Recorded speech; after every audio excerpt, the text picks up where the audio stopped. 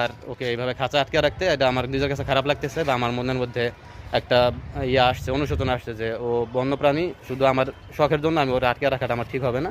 হ্যাঁ, এটা আমি টাকা দিয়ে কিনছি, ঠিক আছে, এটা এরকম অনেক সময় অনেক টাকা আমাদের কোনো না কোনোভাবে খরচ হয়ে যায়।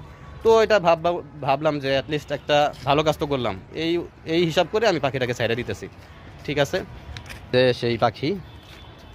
সেই পাখি এখন আমি এটাকে মুক্ত করে দেব।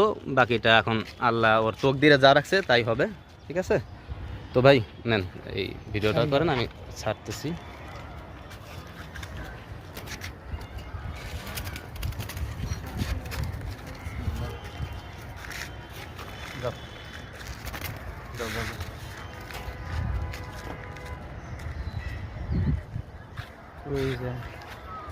দেখা যাবে। যাক, ও এখন যেখানে থাকুক ভালো থাকুক, এই আর কি।